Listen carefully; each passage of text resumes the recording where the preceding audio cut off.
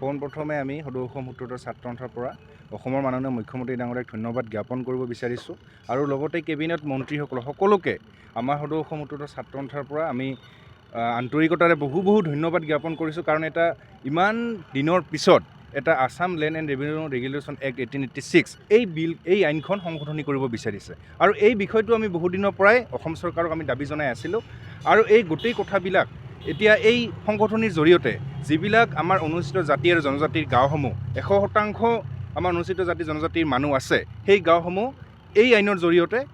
সংগঠনি মানে সুৰক্ষিত কৰিব বিচাৰিছে। তেওঁলোকৰ ভূমিৰ অধিকাৰ, তেওঁলোকৰ সাংস্কৃতিক অধিকাৰ আৰু ইয়াৰ উপৰিও এই যিবিলাক আমাৰ গাঁও 80%তকৈ অধিক আমাৰ অনুসূচিত জাতি জনজাতিৰ লোক আছে, সেই গাঁওসমূহক মানে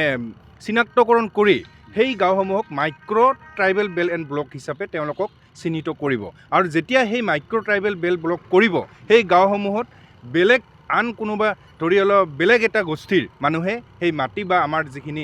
ভূমিৰ অধিকাৰ, সেই অধিকাৰ আমাৰ পৰা খৰ্ব কৰিব নোৱাৰিব আৰু তেওঁলোকে আমাৰ পৰা মাটি আমাৰ ইচ্ছা অনুসৰি বা আমাৰ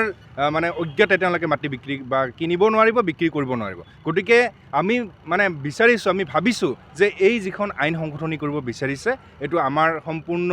আমাৰ ৱেলকাম, আমি ধন্যবাদ জ্ঞাপন কৰিছোঁ। লগতে যিসকল বিধায়ক আছে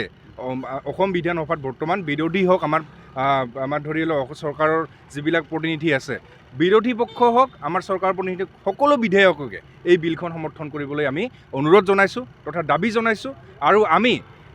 কাৰণ এই যিটো আগ্ৰাসন, যিটো এটা ভূমিৰ আগ্ৰাসন, যিটো অৰ্থনৈতিক আগ্ৰাসন, এই আগ্ৰাসনসমূহৰ পৰা ৰক্ষা কৰিবলৈ হ'লে এনেকুৱা ধৰণৰ কঠোৰ সিদ্ধান্ত কিন্তু অসম চৰকাৰে ল'ব লাগিব আৰু এই ক্ষেত্ৰত মুখ্যমন্ত্ৰী ডাঙৰীয়াক ধন্যবাদ জ্ঞাপন কৰিছোঁ। আৰু এটা ঘটনা ইয়াতে জড়িত কৰিব বিচাৰিছোঁ। যোৱাকালি যিটো ঢিঙত এটা নাৰকীয় তথা পাশবিক ঘটনা এটা সংঘটিত হ'ল, এটা 10 বছৰীয়া কিশোৰীৰ লগত এটা ধৰ্ষণৰ নিচিনা ঘটনা সংঘটিত হ'ল। এয়া অসমত এটা উল্লেখ মানে দিন হিচাপে পৰিগণিত থাকিব আৰু এই ঘটনাটোক আমি তীব্ৰ ভাষাৰে গৰিহণা জনাইছোঁ। আমি মুখ্যমন্ত্ৰী ডাঙৰীয়াক এই ক্ষেত্ৰত এটা ধৰ্ষণকাৰীৰ বিৰুদ্ধে এটা কঠোৰ আইন আনিবলৈ আমি দাবী জনাইছোঁ, যাতে এনেকুৱা ধৰ্ষণৰ মানে যিসকল আমাৰ ধৰি ভুক্তভোগী থাকে, আমাৰ ভুক্তভোগীসকলে যাতে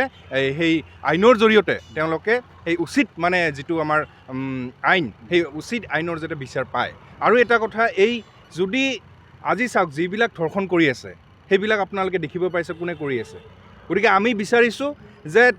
এই ধৰ্ষণ, এই হত্যাকাণ্ড, এই গোটেই যিবিলাক ঘটনা অসমত যেনেকুৱা ধৰণৰ বহিৰাগতৰ